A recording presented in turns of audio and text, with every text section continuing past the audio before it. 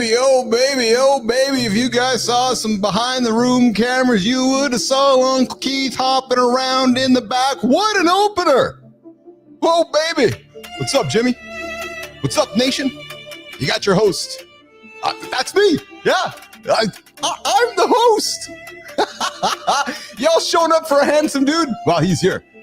Welcome to Morning to the Live with Keith and Friends. And is it live global or is it Memorex? Oh baby, it's live, all right. I got a good sleep last night. Yep. This is the only live morning show bold enough to tackle rejection head on with motivating content. Oh yeah, it's motivating, all right, baby. And it's entertaining. Oh yeah, actually, I have something to say about entertainment in a few moments, but I think I'll get through the monologue first. And then I invite you guys to stick around. I got something to say about entertainment and all you boring folks out there. Well, I'm calling some of you guys boring.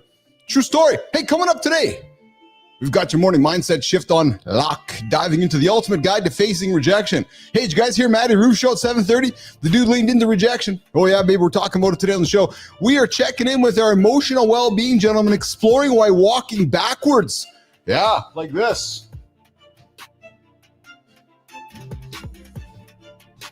Yeah, there's a clip, Jimmy. Walking backwards might actually around because later we've got Tom Marino, not Dan's brother, no, just some other guy named Tom Marino, sharing his journey from hospital executive burnout to empowering life coach. We should have Roofy on the show for this one, I'm thinking. Hospital guy, Roofy. And then don't miss our expose on America's unhealthiest fast food chains. Ears up, everybody. Listen, I know we don't eat fast food crap on this show, but I thought I would call out America's unhealthiest fast food chain. So as we're all driving around in the Mornings Lab community. Oh, did I say the community? We're talking about the Morning Lab community today. Yep. And don't miss the expose on America's unhealthiest fast food chains. Time to question those guilty pleasures, guys. And a quick reminder, I invite you to like, to subscribe, to comment, and yeah, this is an R-rated experience, fellas, so put those fucking earbuds in the ears or walk the kids out of the room. Yep, and seriously, don't hit that snooze button, guys, because you know what? You're going to spend the day chasing someone else's goals if you're hitting that snooze button. Just, here's the thing. Your inbox is already somebody else's inbox. So if you think about this. You hit the snooze button, you're 9 minutes behind the guy who's already up, and your inbox, in other words, their to-do list is getting bigger by the minute you're laying there. So if you're laying there right now, or you're sitting around you're procrastinating, your to-do list is getting bigger. Somebody else's to-do list, which is ending up in your inbox. Yes, so hey, we are your daily accountability partner here to help you start your day right here, men with laughter, insights, and accountability. Jimmy, before we get into the morning loop, I got a couple things I got to say. Yes, baby. Right now, there is a dude who's snoozing. He got up and he missed his alarm clock, and there's a guy at the gym right now. And the guy's driving, he's racing to the gym, in his car. And he's, the cops are pulling him over. He's like, yes, officer. Like, what are you doing? I slept in, I hit the snooze button. Well, shit, buddy, you're out of luck. You're going to get a ticket. Let's look back down in the comments, Jimmy, before we bring in Johnny Anderson and the gang here. And before we do that, guys, remember, you guys can join this conversation and this fun every single day. 431-300-3005, the only morning show hotline out there right now. We do think it's 1995. 431-300-3005, that's the one. As well, you guys can join the Mornings in the Lab community. It's free, baby. Subscribe, like, comment, and we do have a paid community. Yes, we're putting some stuff behind the paywall. So my paying folks, my Holroids, my Lady Drew, I'm putting stuff back there for you guys. If you guys were logged in there last night, you would have saw today's show because I'm putting stuff behind the old secret door there. And if you guys are interested in peptides and getting some healthy things that require essential knowledge, well, become a paying member of the Mornings in the Lab community and you get some special access to myself and Johnny. True story. Yes. I see Johnny hanging out, waiting for me patiently. Jimmy, let's get the loop started and bring in the big man himself, Jon Andersen.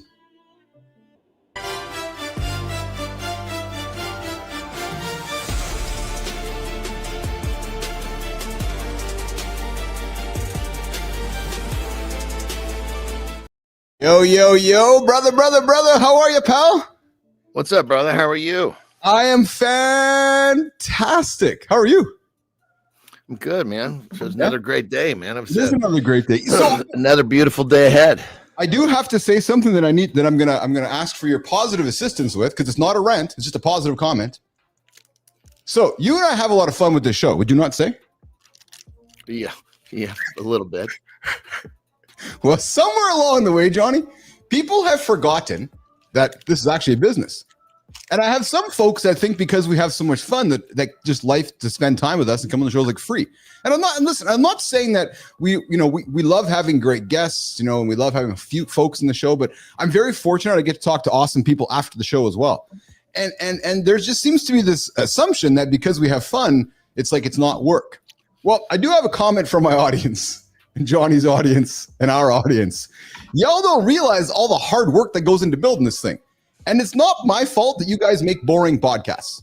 Yep, true story. It's not my fault that you guys are on other people's boring podcasts, and you don't know how to create fun. At the end of the day, Keith and Jon are in the entertainment business.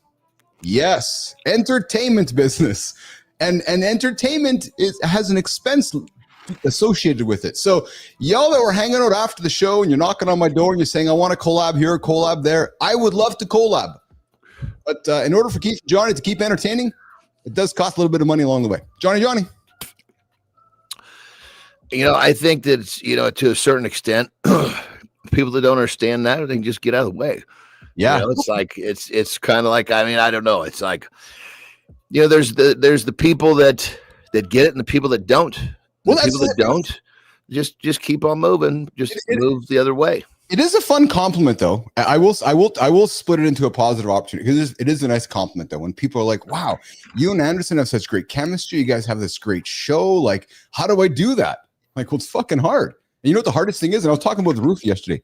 The hardest thing is you guys are doing it every single day. And what also became clear to me yesterday, Johnny, and you know this. I don't have to repeat this with you, but now I really know why. There's entertainers and there's audiences. Oh, right. So not everybody can be The Weeknd. Oh, so not everybody can be Jon Andersen or Hulk Hogan or whoever, because we need an audience too. Because to be Kobe Bryant or Dan Marino or Tom Brady, you got to show up every single. Whoa, global, $20, brother. Global. Thank you so much, man. Dude, that's exceptional, man. That's Jimmy. We got to get some celebrate. But Johnny, I'm just telling you, man. And guys, and I'm not standing here begging for money. No. Please don't understand that that's not what I'm saying here. I giggle from time to time when I was having a conversation with Melissa earlier this morning that, there's this assumption because we have fun. And I'd like to think because we produce a high quality show, there's this assumption of, well, hey, it's just, no, man, there's a lot of hard work, but the hardest work is showing up every single day. And Johnny, I'll tell you something, man. I had a call with Rufy yesterday, and Rufy was kind of beating himself up because he was kind of getting after it, maybe not seeing some of the results. And I was like, man, I can't put you in front of Jon because John's going to say, Rufy, you've been doing this like nobody else is doing it. So what the hell are you beating yourself up for, man? This is that thing where, like I tell my clients, I tell myself, I tell my kids, you have to judge your efforts. Yes. Because if you're fucking judging metrics, you can't control metrics, especially right away. Yes. Roof, if you're listening, stop looking at the shit that's distracting you, because what it's doing is it's keeping you from focusing on your efforts. And of course, if you're focused on what you're not getting, guess what you're going to get more of? What you're not fucking getting. Great advice, brother. You know what, man? And Rufy, you got to know, I know he's listening. I did not tee up Andersen on that comment. Just Johnny and Keith just sleep on the same pill. It's like we have osmosis between Manitoba and California. As a matter of fact, I shared something I was working on. If you guys have not seen the Mornings in the Lab Frolicking in Venice commercial that I dropped yesterday. Good. Y'all need to see the future of advertising. It's AI weaved in with real content, and Keith and Johnny were getting at it yesterday. There's a great little video piece I made, and I was so excited to share it with you, man. I was so excited to share it with you and get I haven't looked at the next one yet because I wanted that for the first one. So I was looking at the first one, kind of walking. Yeah. He says I'm going to like the next one. I'm going to sit down and give it my full attention. Yeah. And I'm just making some really, really, really cool stuff here to help promote. Quick question, brother. Yeah. Quick question, partner. So So when going back to the whole thing of people understand, give me a without, well, I guess if you want to throw somebody that, it's up to you, but give an example of what you keep talking about, people understand, and what is it that brings us back to the table? Because this loops back around every so often. I'm curious. It does. Yeah. Yeah, so I had a chat with a couple fellows over the last few weeks, and I will, because everybody we have are such wonderful human beings, and I certainly don't want it to come around the wrong way, right? So, wonderful human beings, but what I find happens after is because we're I'd like to think dotting the I's, crossing the T's, putting on a high produced show, that there is this assumption, hey, let's collab. Like, what can you do for me? I have something I want to sell. Can I do a segment on the show? Can I be on the show with you guys? I'd love to do a segment, or I'd love to create some content with you. Okay, well, hey, yeah, I'd love to do that with you. And here, Keith and Maddie and Johnny are building a business, and here's what we can do. Here's what the cost would be. Oh, but I just want to kind of come on and do a segment and promote myself. Well, no, it doesn't really work that way.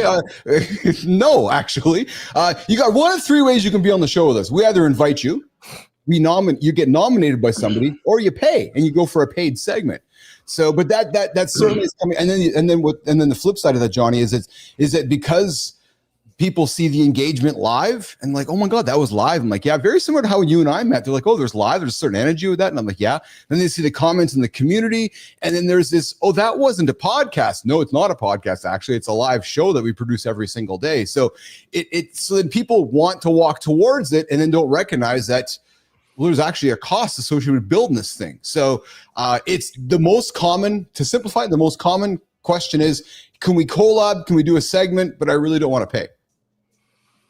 But I mean, keep in mind, this could be, there could be a fucking sign across the front of this thing, and you're still going to get that. Oh, I know. Hey, Johnny, there's always somebody that wants a fucking free lunch. He's always going to, even though he knows it's not free, he's going to ask. You know what Maurice taught me about my business partner, Maurice? He always taught me, because I one day somebody came to us looking for a raise years ago. I was like, why the fuck asking for a raise? And I was my younger kind of belligerent self, and he's like, no. Everybody has every right to ask. I was like, oh, such a profound statement. And then he says, just like we have every right to say no. I was like, oh, but what really got me there was, is that because I wasn't used to somebody asking, I guess. And I got no problem with asking. And I guess sometimes I got to remind myself that we got to remove the assumptions, because assumptions make asses of you and me, right? Yeah, well, when they say, hey, can I do something? Absolutely. That's what this thing is set up for. Here's the pay structure. Yeah, 100%. And that's what we do. And then when they step on their heels, there's going to be the people step on their heels. They're going to be the people that step forward. That's it. That's it. That's exactly it. So, anyways, just some fun here this morning with John and myself this morning. Hey, Johnny, why walking backwards might be your best move yet? Have you ever walked backwards on the treadmill? I did when I was walking up Kilimanjaro. I was training for Kilimanjaro. I was doing some training with AJ, and I was like, you know what? I'm gonna do some backwards work. So have you ever considered stepping backwards? I had a terrible triad, blew up my right knee. Yeah. It was 2005 Ukraine. Yes. Basically strongman sumo wrestling. Fucking two dudes in a 20-foot on the sand. The only rules are you couldn't bite, you couldn't pull hair. How can you throw the other guy out of the fucking ring? That was brutal, dude. Brutal, dude. Oh, yeah. Fuck. Anyway, I fully blew out my knee. I threw this fucking Polish dude, right knee, MCL, ACL, stretched out the PCL, split the meniscus, called the pteryl triad. Yeah. So I get this surgery, right? I have basically like a cadaver graft. I had a tendon brought in. They brought an Achilles tendon from a Samoan with 2 bone plugs. All it was, the bones just had to heal. It was anyway. So as this thing is healing, they told me, look, for the first month or however many days, you need to put no pressure on this, because if you don't, it'll heal really quickly. You need that bone to grab. So I'm like, dude, my left knee is carrying all this fucking weight, dude. And I got the worst patella tendonitis. Like it was fucking brutal. I would every set of steps fucking up and down backwards. I couldn't do shit forwards. It was unbelievable, because it was like so you want to talk about, I understand backwards, dude. So unbelievable. This is awesome. Roofie, ears up, brother. And I want to tell you why. So Roofie and I were talking about content in 2025. Actually, all you guys listening around making content. Hear what I'm going to say next, because this is a business at the end of the day, right? AI can give you all the facts that you want, because it's just all there, right? Walking backwards, making stuff. But what it doesn't have is experiences. And if you look at, SEO, GEO, the future of content, a lot of that content is going to be related back to experiences. So while we can take all the facts around walking backwards, we can take around all the science of walking backwards, we can read it word for word of what Claude or ChatGPT or Perplexity reads us about walking backwards. But the reality is, Jon's experience with that, my experience with that, you ain't gonna find that anywhere else. That, guys, is the future of content. That, guys, is the future of conversation. And that, guys, when you do it live, you got the triad, you got a full-fledged community of conversation and content for the future. So as you're building your businesses, don't just read, share personal experiences. Hence, talking some of the peptide stuff on this show. Right? There's an expert right here, Jon Andersen. So you guys see peptide stuff on X. You see peptide. Dude, I got some major peptide developments. Unbelievable. All over the place. Like, I want to learn about it. Well, there's a guy here who's the human experiment. Right. So you can read all the stuff you want, but if I wonder what it's like to put it into practice. Well, the guy below keep in mind, it's even better than just me. I basically, what I do, I have so many friends. It's everything from diet to training to PED to peptides. I've got this network of fucking buddies. We've been doing this for so long. It's us all sharing data. Then the experimentation portion more for me is, how do I create the protocol to where it's dosed in such a way, because the perfect biohack is to take whatever it is, doesn't have to be a peptide, and use just enough to get a massive return. That's the perfect biohack.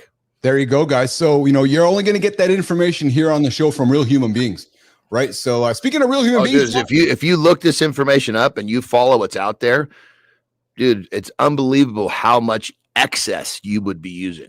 There you go, guys. Like I said, we can do all the research, but what we're looking to build here is a community of experiences. Yeah, you heard me right there. Community of experiences. Speaking of the community and speaking of humans, Johnny, we got Tom Marino joining us here in a few minutes. Jimmy, I see your comment. I see Tom's ready to go in the green room. We got him up on vertical and horizontal. And I see Mini Jim is out there giving free mustache rides out there in the Mornings in the Lab community. That is awesome. Thanks for that, Mini Jim. Hey, you want to get a free mustache ride? I invite you to join the Mornings in the Lab community. When the show is over, we're dropping content in the community. And I saw Petrocelli in the community yesterday. I saw Holred in the community. Bee Drive. You guys want to learn about bees? Go check out Bernard's channel on the YouTube channel. Go find our Mornings Lab community. Bernard's got some awesome stuff out there on the bees. And bees are a big part of our world, guys. So I would invite you to check out the ultimate guide to facing beads. And yes, the ultimate guide to facing rejection, bead bowing. We're talking about rejection today here on the show in a few moments with myself, Keith Bilous, and my co-host, Jon Andersen. And Mornings in the Lab with Keith and Jon every single day. Yeah. Yes, every single day. Well, Monday to Friday, 8 o'clock. Hey, I haven't told Johnny this, but I'm going to tell him right now. I'm working on some fun things for the weekend, so that maybe I was going to say, we should do a bonus fucking thing on the weekends once in a while. I'm telling you, man, the cross-border osmosis between America and Canada and I'm telling you guys, the Bilous Andersen train, just drinking the same Kool-Aid right out there. It's like, it's like the opposites attract. It's like Paul McCartney and Michael Jackson, salt and pepper. You know what I mean?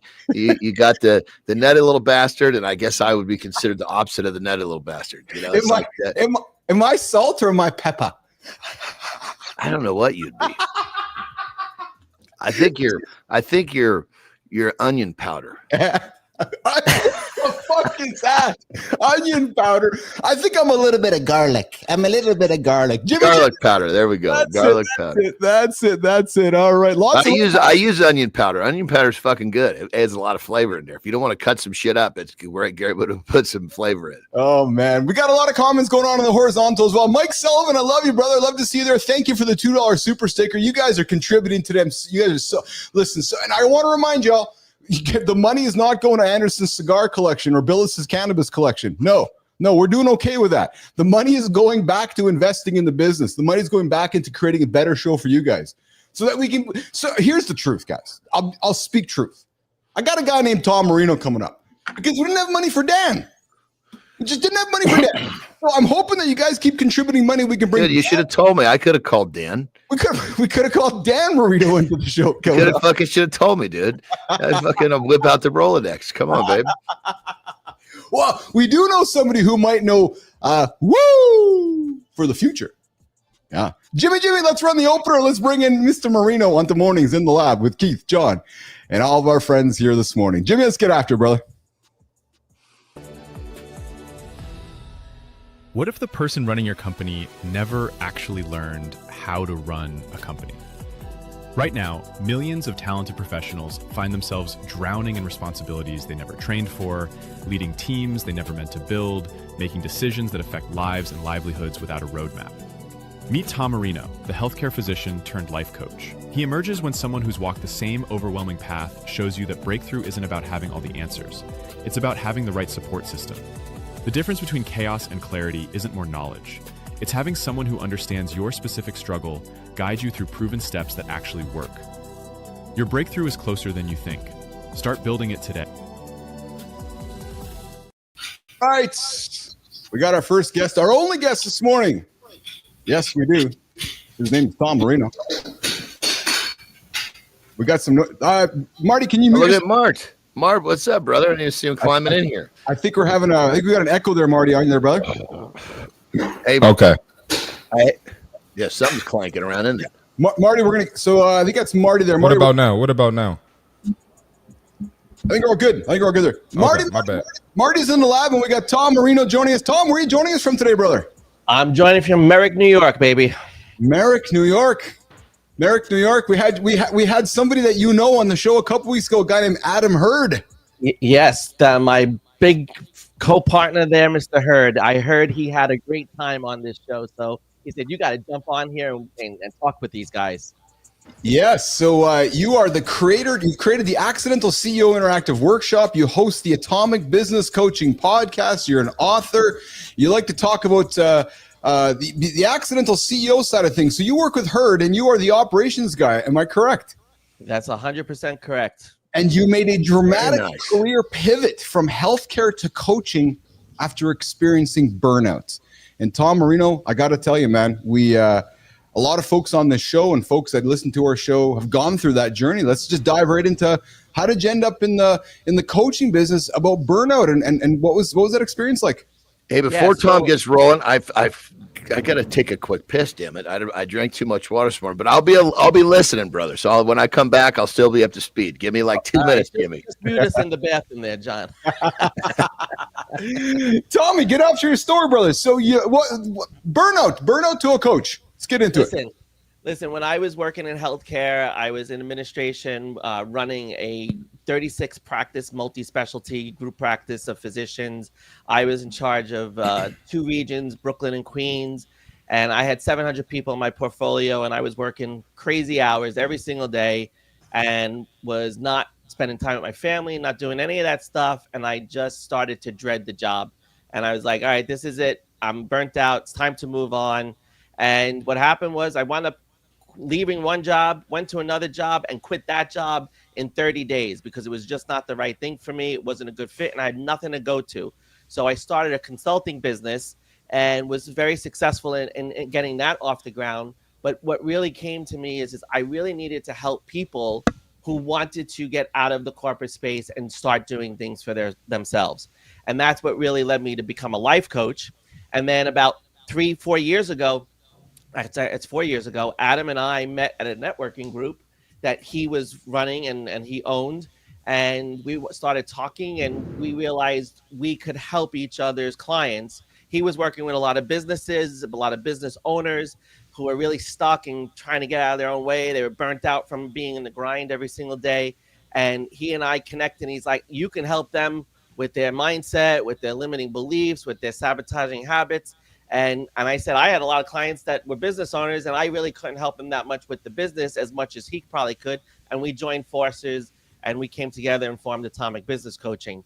But it was all because I was tired, burnt out, stressed out, and needed to do something different in my life.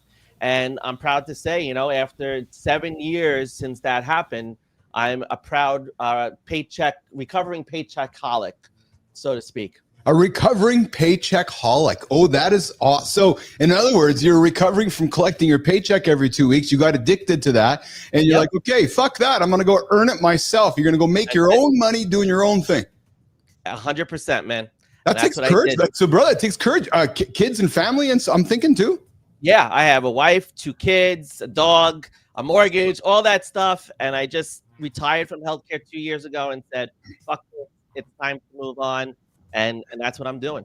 So brother, that's what I'm talking about. I've been listening the whole time. When I was shaking it off, I was like, fucking hurry up and get back here because I love this fucking shit. Let's go. I have something for you two to get into, and me and Marty will go have coffee in a moment because I got a word here. I got a word here, Johnny, you're going to lean into, and you both are going to run with it. Before we do that, I got to ask one question of Marino. So, Marino, there's a lot of guys, there's folks tuning in right now that want to make the jump or the leap like you did, but then look to the left, they see their wife there, look to the right, they see their kid there, look to the front, see their dog there.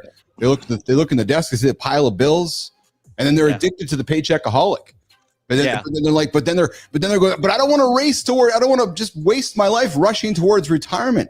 How did you, and I'm being serious, man, how did you find the courage?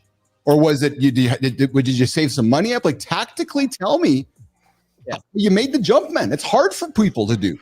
It's hard to do 100%, but here's what I did. I started my business 7 years ago. And I built up a reserve. And when the time was right, I said, okay, I'm ready to jump full in. You know, you got to give it that 3 to 5 year window to really get established and get moving in the right direction. And that's what I did. I was working literally 2 jobs the last 3 years of my healthcare career, so to speak, before I took the leap and said goodbye to healthcare and retired. I built it up. I made sure that I had enough in the bank to survive and continue to flow. And I got to a number of clients that I was comfortable with. And then Adam and I started the business, and that was additional income on top of that. And we didn't even start it, to be a business. We were just, goofing around and trying to figure out how can we really help more people. And we woke up one day and we realized, oh shit, we got another business on our hands. So it really took leaning into what I believed and found my purpose to be. I would say you have to have a lot of trust and blind faith and just go into it and understand that if you lean into what you're meant to do here on this planet, you will let the money flow to you. You will allow abundance to come into your life. Now, it also helps that my wife was extremely supportive. She works a full-time job. We get a lot of benefits from her. So I was in a good situation to be able to step away, and I had a lot that built up my courage. And I tell you, it was not I was scared shitless, man. I was scared shitless, but here I am, and Adam and I are running a very successful business. And listen, I get to be there for my kids. I'm really a travel baseball dad, and I do all this other shit on the side. My son is a baseball player. We're working on getting him into college and all this stuff. And I get to be there for every part of it because I'm in control of my entire life. That's awesome. Hey guys, I see all the comments in the community. I love all of your comments, guys. You guys are awesome. Let's keep it going, and I'll come back to you guys in a few moments here. We got Tom Marino joining myself, Jon Andersen, C. Marty Fit here this morning on Mornings in Live with Keith and John and friends every single day, 8 o'clock Eastern time. So guys, keep the comments coming in. Again, I see them. Johnny, listen to what I'm going to say next. Well, real quick, I just wanted to back up what my man was saying there, Tom, is that, that's one of the things that every day I find myself writing in my gratitude journaling, is that I'm grateful for my life with choices, which is what you just described. Yeah. Good fucking shit, brother. Yeah. It's all about choice. It's all about choice. I just want to add one thing real quick too. Yes. Yeah, when you're moving with good momentum, you're moving in the right direction, you kind of just find your purpose. That's what Tom did. Like he didn't purposely come up with this business. It kind of just happened because he was, he had a good heart and he was doing something he loved. So I just want to add that too. Love that. And Marty, we got Mike Sullivan coming in and saying, hey, Marty, good to see you again. Mike, who's on the show back in June 2024 here. So we got Sullivan. And Sullivan, I see What's up, Mike? And I see your comment there as well, Sullivan. And I wanted to throw this out there as well, guys. I love how the early morning energy and talk wakes me up cognitively and in turn allows for making more progress. That's what's awesome. And Sullivan throws $2 on the table here this morning. I appreciate that. Andersen, Mike. Andersen, you're going to love what I say next, brother, because the word that Marino uses that you lean in every single time. Hear me clearly. Marino has literally built his entire philosophy around the idea that things are simple, but not easy, which is probably the most honest thing any business coach has ever said. And Tom, I got to tell you, man, John, one thing I love about Johnny is that he breaks everything down to the simplest thing, or just getting up and getting moving. Right. So, Tom, lean into the idea of simplicity, yet it is so hard to make things simple for so many people. You know, we say, Adam and I say business and life are simple. They're just not easy. And we tend to overcomplicate things. We tend to make things more difficult than they need to be. But when it's really just simple, it's a simple method, it's a simple process, it's a simple system. And you just have to recognize that when you try to overcomplicate it, that's when it makes it hard, right? It's never going to be an easy journey. Everybody's always looking for that easy button. They're always looking for the easy way. Can I just jump in with? I so agree. I think when you're not a procrastinator, you are seeking the simplest way to get started. If you're a procrastinator, well, let's fucking make this son of a bitch so goddamn complex. We got to sit here on our heels for another 2 fucking days and talk about this. Interesting. Yeah. Because you're trying to find a reason not to do it. And you know, Johnny, yes, Tom, I want to, simplicity is like, okay, I need to break this down in seconds so I can have the best first step. Because that first step, my foot's fucking coming. Where am I going to put it down? I got a few seconds to simplify where I'm going to put it down. It's interesting you say, because we talk experience. I was that guy, and I've said it before, where I was always looking for the answers that I wanted the answer to make what I wanted it to be. And sometimes I would overcomplicate it. So truthfully, and I was that guy, and I realized, and again, back to AJ. AJ was the guy that was like, no, man, just come to the fucking gym and lift the weight. Oh, what do you mean? No, just fucking lift the weight up and put it down. Dude, I have never fucking started a business by buying a business license. Yeah, I've never fucking started. I start a fucking business by the action of the business, and if it fucking works, then I surround it with the proper shit it's supposed to be surrounded with. Business advice this morning from Jon Andersen. I love that. I mean, why fucking protect something that doesn't work? Yeah. Why legalize a concept that hasn't proven itself? You're only going to be illegal for a fucking few weeks, maybe a month. My first windfall, I was illegal for a whole fucking year. I can't disagree with you there, Marino. Well, that's what so many business owners make a mistake of doing. They think they got to go get the LLC, and I got to go get the get all this shit done. And the bottom line is, no, you need a fucking product, you need services, or the patent. Oh my god, dude! I'm sorry. Do you see that fucking? You just did that commercial. I swear to God, on YouTube, whenever I'm learning, this fucking same commercial comes up, and it's like, you want to be CEO? Well, then just go start the LLC. Like, that's the fucking first step. What a great fucking way to get people to spend money on something that they're never going to fucking use. The only people making money are the lawyers. That's exactly it. That's exactly it. So, Tom, you're like, I'm just sitting here quietly, and you're like fucking reading my mind, dude. Hey, you listen. You don't need capital either. Just get get a product, sell it. That's it. It's that simple.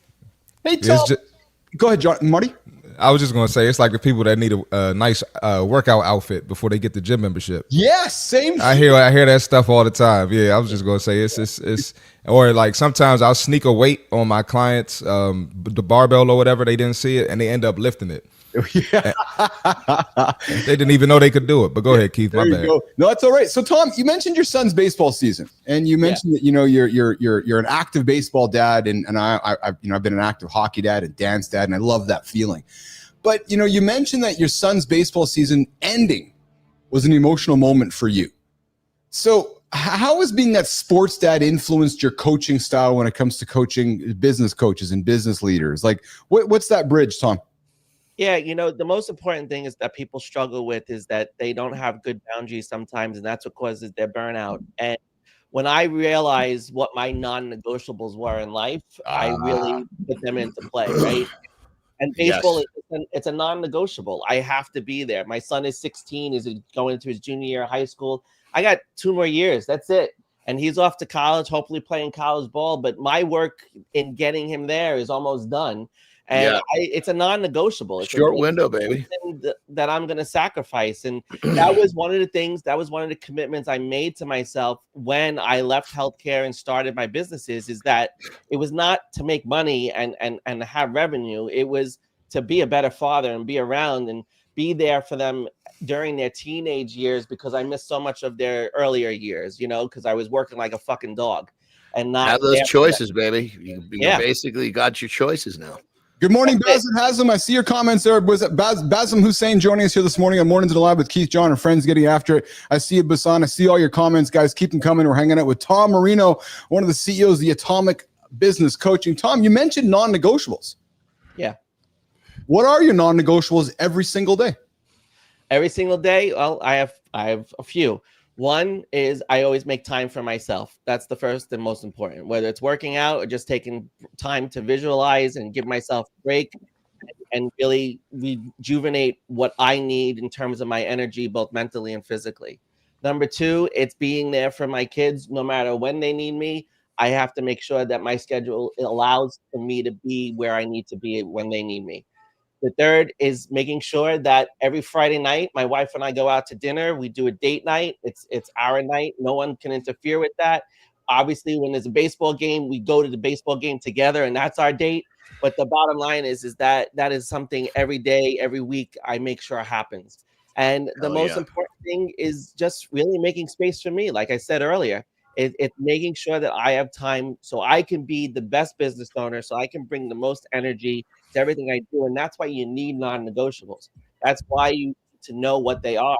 And my life is about harmony. It's not about balance, because balance it doesn't exist. You pit things against each other. It's all about the fluidity of life and how you just move from one thing to another.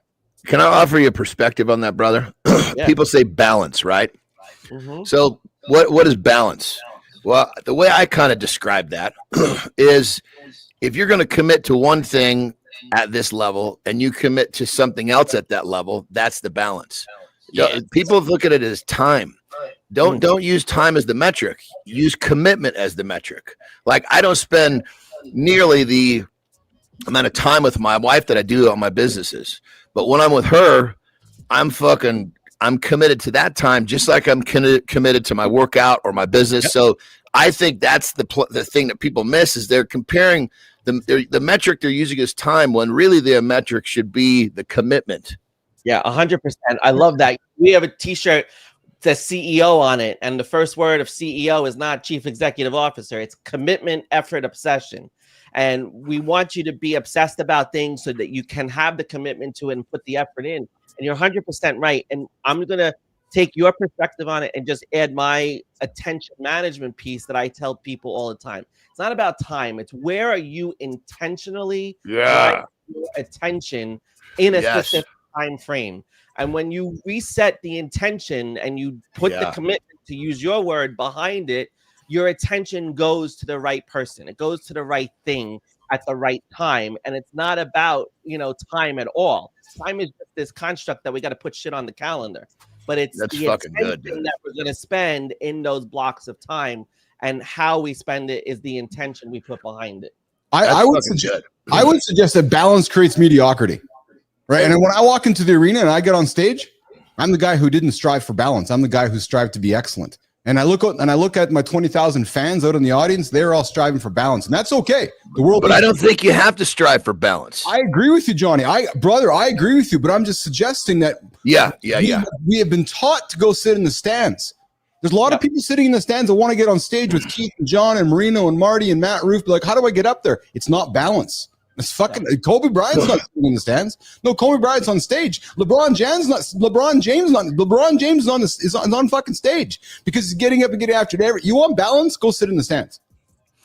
Well, and I think that whole, like, me personally, for me to be able to obsess about my time with my wife every day when it's time, I need to know what we're doing. And that's one of the things that I told her. I said, look, if I know what we're doing, it's fucking premeditated. I can do it so much fucking better.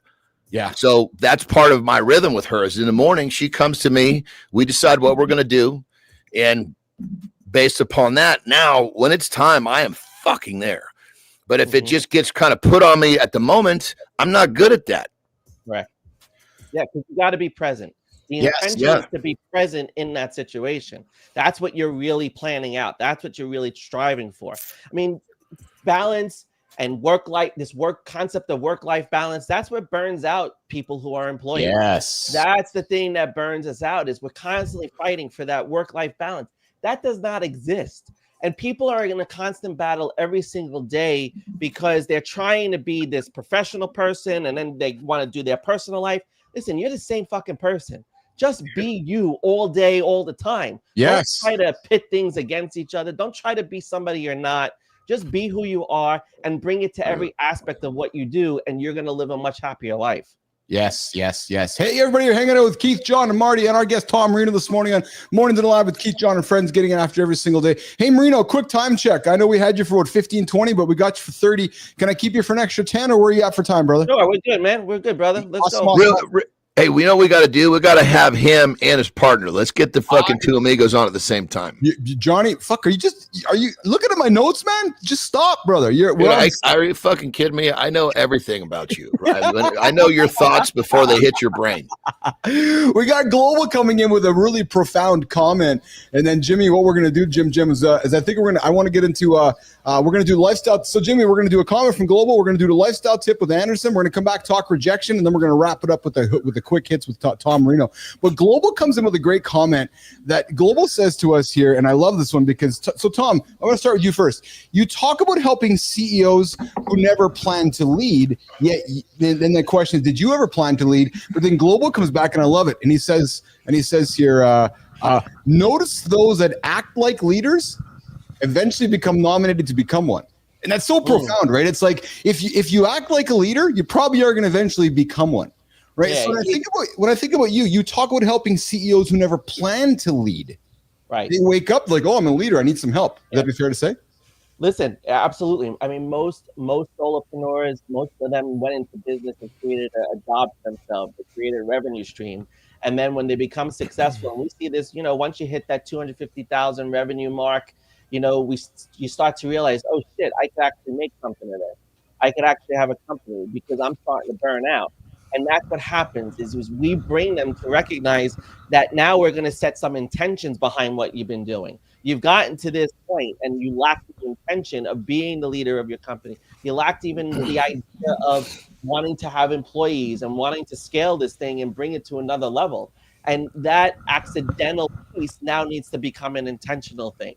And Adam and I were accidental CEOs in Atomic Business Coaching. We came in here with an idea that we were just going to help some people. We were going to do it for fun, and we really weren't going to make a business out of it. We are going to charge people some money just to do it. But we woke up and we're like, holy shit, this thing really works. We got to that point and said, all right, now we have to set a lot of intention. What are we doing? And that's how we even came up with the Accidental CEO workshop that we do every week. It's an opportunity for people to come in that aren't sure how to do this, what to do next. And in a 90-minute workshop, you're going to walk away with what most people pay $10,000 for from us. And that's what it's all about. It's about how you set the intention to build some infrastructure and get the answers that you need so that you can now be an intentional CEO and no longer be that accidental leader and really become and embrace the role of the CEO, which is the leader of the organization. A CEO's job is two things: to revenue generate and to develop the product, the process, and the people. And in the developing of the people, that's where you really become the true leader of your organization. Awesome. All right, we're hanging out with Tom Marino. Tom, here's how it's going to work. We're going to do a lifestyle tip with Jon Andersen. We're going to get off stage for about 60 seconds or so. We're going to come back and we're going to talk some rejection. You've been rejected. How many times have you been rejected in your life, Tom? Several. Yeah, exactly. We're going to talk about rejection. So, Jimmy, let's run the hitter, and then we'll come back and talk rejection with Tom, myself, Marty, and Johnny here this morning on Mornings in the Lab.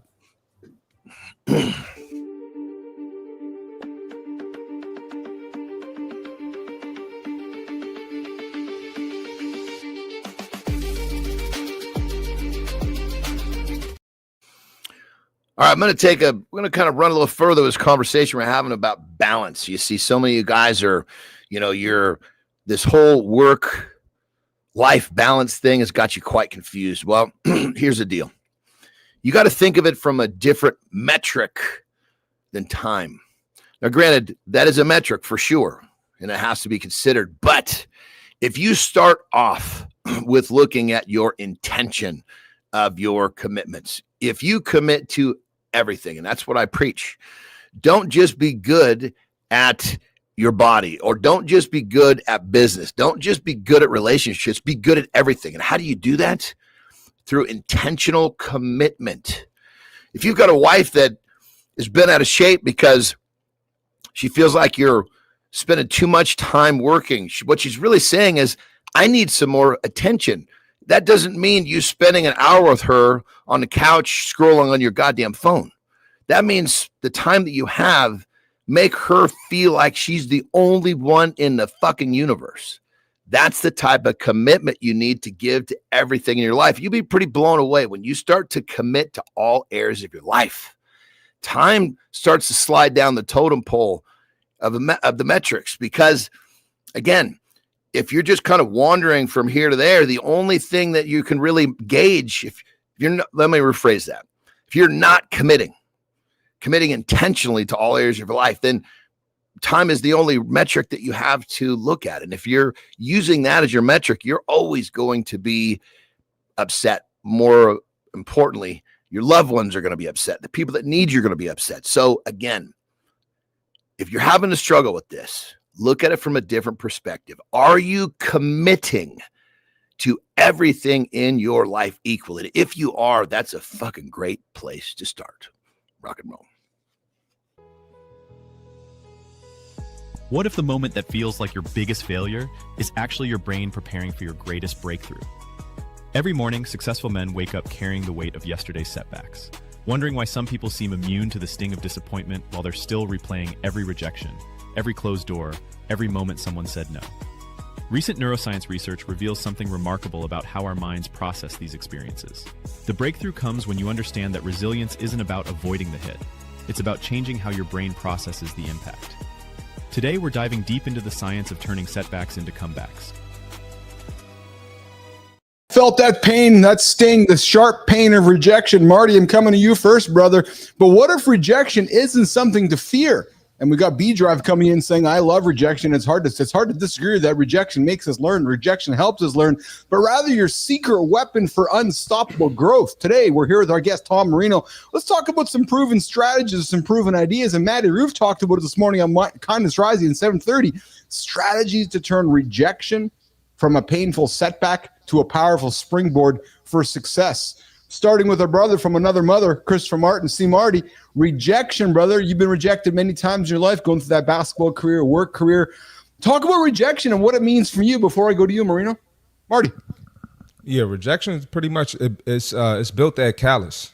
Yeah, right? Yes. That Callous is going to stop me from any obstacle, any challenge holding me back in the future. So it's needed, especially for us men. You know, we have to make less excuses, right? We kind of just got to get through it, and we got to be a model for the family and model for the people around us. So rejection has been my best friend. I love that word. Pretty familiar with it too. I love that, Marty. What you say? Let's rename the word rejection into Callous. I got a bunch of fucking rejection on my hands. I love it because every time I look at my rejection, it makes me stronger. Marino, what does rejection mean to you? And then Johnny, I'll come to you next. But Marino, when I got the best fucking soundbite for this one, babe. Come on, Marino, rejection, brother. Let's talk about it. What does it mean to you, and how have you overcome it? And how do you teach your kids about it, especially your baseball son? Yeah, rejection is just another form of resistance on your path to success. Okay. You have to see it as an opportunity to adjust what you're doing, to reevaluate, and to really ask for feedback. When you get rejected, the lost opportunities if you don't ask for feedback on why you're rejected, because then you can't make the adjustments that you need to make. And at the end of the day, if you keep showing up consistently, keep doing the work, and keep trusting the process, the rejection is only going to be this thing in the past and not part of your future. So you have to just keep moving forward. See it as the resistance that really develops that muscle so that you can keep going forward to achieving what you really want to achieve, and you can. Yeah. Johnny, burps aside, what about rejection for you, brother? That one just kind of came out of nowhere, babe. So think of it like this. Rejection is basically like a training tool. Oh, stop giving a fuck what everybody else thinks so you can do what you want and not have your actions and your decisions be changed by what everybody else around you is thinking or saying. Oh, I like that. Hey, Tom, here's a curious, actually, all you guys, and actually community, to everybody in the community. So I got a question for everybody right now. If you can't answer, I want to see it in the community. Have you all ever intentionally, I love the word intention, have you all ever intentionally sought rejection to build your resilience? So and then what was the outcome of it? And maybe Johnny and Marty go to the gym. It's like, yeah, I'm putting an extra weight on because I want to fail. But let's talk about the idea of, Tom, starting with you. Have you ever seeked rejection? You know, that's it. I never thought about it in that way. I don't think I have ever sought to be rejected, to be completely honest. Yeah. I can think of situations where I may have put myself where it's been impossible to achieve what I thought I could, but I don't think intentionally I ever sought that out. But it's a really good, I really like where you went with that, because I think when we put ourselves in positions to fail, it makes failing a little bit, and I hate to use the word, a little bit easier. It helps us accept it a little bit better. And I think we have to set ourselves up for a little bit more rejection so that we could actually grow more than we are. Yeah. What about you, Marty? Have you seeked rejection, Marty, to build resilience? I'm seeking rejection right now, man. I'm always working on something, always planning something. Love that. And I'm literally in the middle of it right now. So that's a big part of my life. You know, I'm always trying to level up and get to that next level. Yeah. How do you grow if you don't? You know? Exactly. Johnny. If you want to use the tool to the fullest, you have to break it into the micro. I've told the story before. In my strength career, I would often take 700 pounds on a bar, put it on the outside of the rack. So when I walk it out, there's no catch racks. And I know when I walk it out, I'm not putting it away because I'm gonna fall with that weight. 700 fucking pounds. I'm gonna go and see if I can get one more. So it's a pre-planned rejection.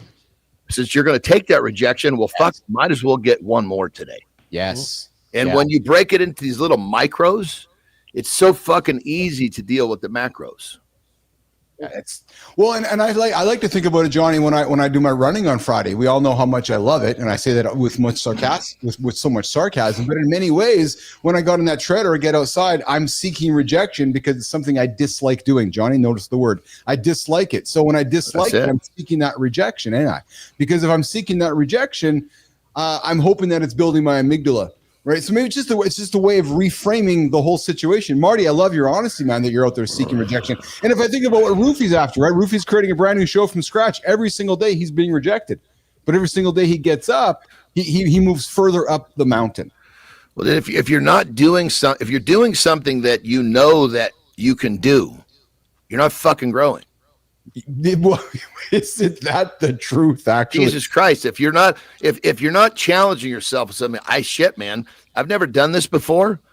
Fucking recalibrate what you're doing. Yes, exactly. So Jimmy, we're going to do this. I got a comment from Global, then we're going to go to rapid fire with Tom Marino. So Global, rejection equals being redirected to something better. Global, so profound this morning. Jimmy, let's do rapid fire with Tom Marino.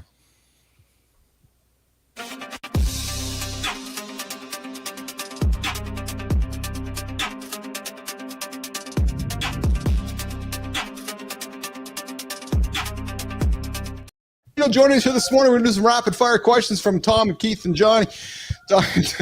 For Tom this morning, before we get out of here this morning. Tom, worst business advice you've ever heard? Worst business advice? Don't grow. Oh, why would somebody say that? Because they think that they're in over their head. Dude, you got to get them onto the show. Scrubs or business suit? Which makes you feel more powerful? Scrubs.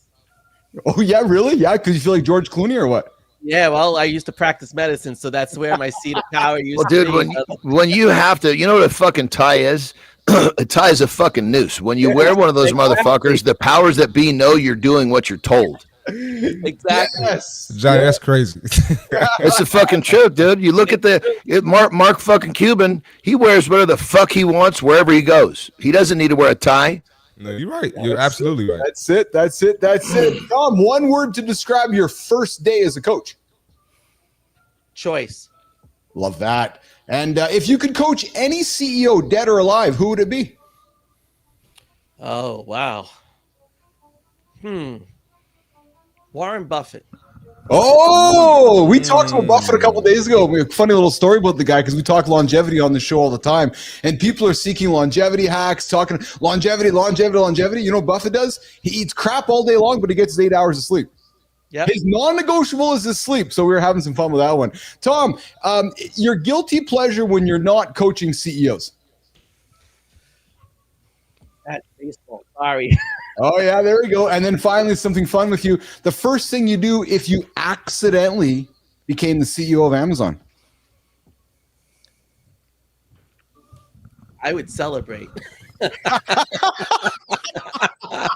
would celebrate, and then I'd be like, oh shit, what happened? You'd look at your Paycheck-aholic and you'd say, yeah, I'll take that paycheck from Amazon. I'm going to fucking work. Okay, let me just point something out real quick. And this is no knock to my man Tom here. But society has fucking conditioned us to apologize for not having fucking bad habits. Yeah. Look at that. He said, I'm sorry, it's baseball. I don't have a bad habit for you. I'm sorry. That's how fucking off the fucking mark society is. If you don't have a bad habit, you have to apologize for it. That's fucked up. Jesus. DK Fine, I see your comments. Good morning. Welcome to the show here this morning on Mornings in the Lab with Keith, John, and friends here. DK Fire, you're hanging out with our guest, Tom Marino. Tom, closing question, brother. 20 years from now, when you're 30, when you're looking back at all the accidental CEOs you've helped, yes, Tom, we are in the future. If you look at any of my content, we're kind of in a time warp here. Exactly, Marty. I was wondering where that button was, Marty. 20 years from now, when you're looking back at all... Think about that. We haven't had buttons in a while. God damn, that's right. Holy shit. Oh, man. When you're looking back at all the accidental CEOs that you've helped, Tom Marino, not Adam Hurd, because I know, here's the reality. We know that you do all the work. We know that Hurd just does the visionary stuff. We know he just talks and talks and talks, and we know you do all the work. So what do you want your legacy to be, to Tom Marino? And then what's the one thing you hope every client remembers about their time with you, Tom Marino? So when I look back, I want to be able to say that the legacy was that I gave people the ability and the power to believe in themselves to achieve the life that they wanted and that they desired. And I would say, what was the second question there? Second question is, what would you hope what would you hope every client remembers about every you? Client, listen, not to be cliche, but business and life are simple. They're just not easy. Oh, yes. Good Shit, brother. Yes. Good fucking shit. Tom Marino joining us all the way from New York this morning. Tom, where can folks connect with you, find you, engage with you? We have a very active community here in the Mornings and Live community. I'd love to invite you to it and spend some time on our YouTube channel. Guys, we're going to get Tom Marino in the community with us as well. But where can folks find you and connect with you outside of this, brother? The best way, atomicbusinesscoaching.com. You can find us there. I'm on LinkedIn at Tom Marino. And anywhere that you see Atomic Business Coaching, that's the best place. Awesome. All right. And real quick, Tom, I wasn't, just so you know, brother, I wasn't throwing you under the bus for apologizing for not having No, I find my fucking self doing it all the time too. It's same here. We don't like to admit the bad habits that we have, what those guilty pleasures are, but it's like, mine is, it's chocolate. If I was to really I love just sitting down and having some. Oh, so you do have a guilty pleasure then? Oh well, shit. Okay, well that's different. If you didn't have one, I was giving you kudos. But now you're the fucking. See what Johnny does, man. Jesus Christ! Now I got to retract my statement, brother. You had one. You were just too chicken shit to put it on the table. No, Johnny, that was slick. Johnny. I like that. Oh man, see, I truly don't have that, motherfucker. I don't have those because those bad habits will fuck my life up because I'm an addictive son of a bitch. So you throw him under the bus again after apologizing for throwing him under the bus. I was apologizing on a premise that he didn't have. I thought he was in my club, but he's clearly not. He was an imposter. Keith, where'd you find this guy, man? I love it. Tom, I'm telling you, brother, you get unfettered, unfiltered fun here on Mornings in the Lab every single day, brother. You're going to get nothing but truth from all of us here, pal. All right, this was awesome. Thanks for having me this morning. Tom, will you come back? Very cool, brother. Will you bring your partner with us, Tom? Yeah, yes, I will. We'll come back, Adam and I both. Yeah. Will he sit on the left side of you or the right side of you? Usually he's on my left. Tom Marino. See, like with Keith, when Keith and I are in this situation, he's always on the bottom. Yeah, that was guys. It was a nice day. I'll see you guys tomorrow. See, that was white boy humor. He doesn't like that. Yeah. Tom. Usually when they start the white boy humor, it's time for me to go. Tom. Marty walks. Marty's going. I'm out of here, man. The white boys is fucking getting after. Marty, enjoy your day today. Marino, you too. Okay, pal. Tom, in all seriousness, brother, you had some. I just want to say, Tom, in all seriousness, you had some fucking great shit to say, brother. So thank you. A great show for sure. John. Oh yes. Appreciate it. Thank you for having me. All right, guys, we're back at it. Marty's gone. Marino's gone. We're left with Mornings in the Lab with Keith and John. And then there were two. Guys, if Rejection builds character by now, I should have my own Marvel series. Let's power up there, babes.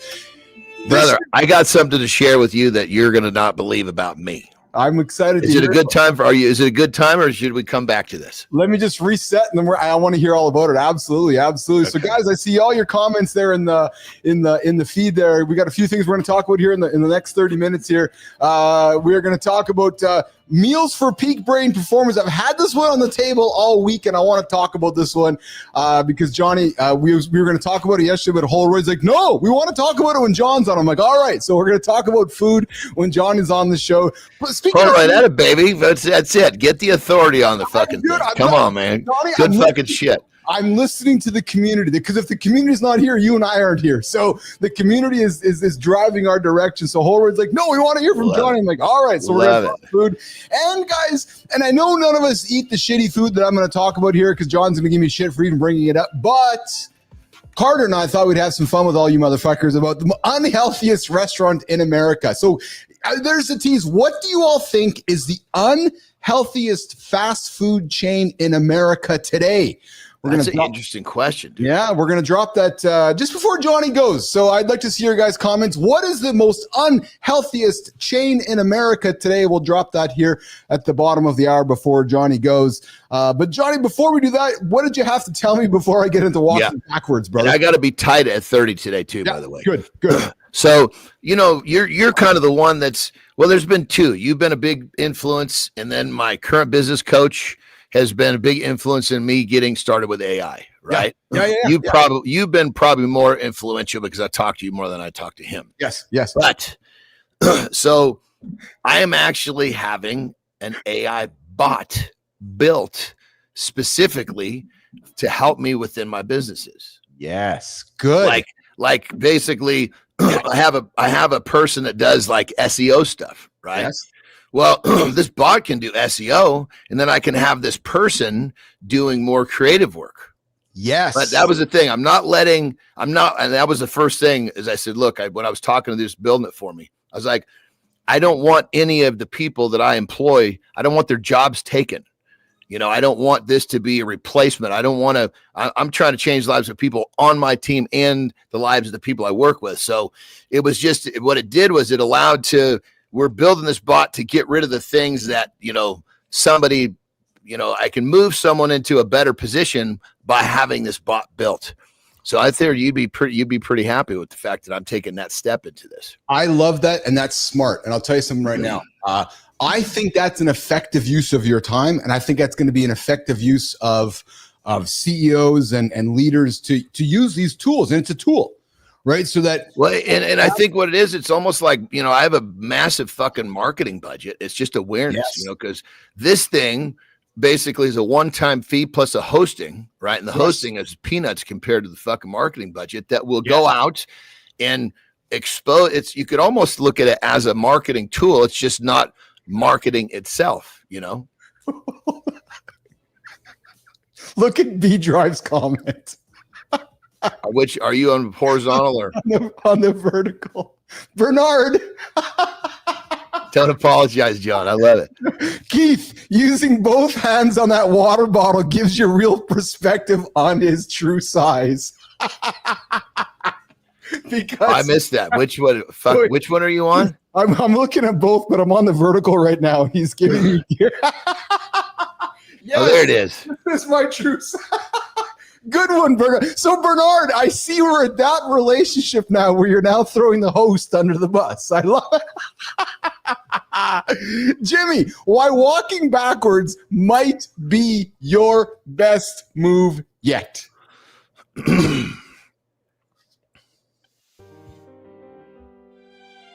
What if moving in the wrong direction is actually the right answer?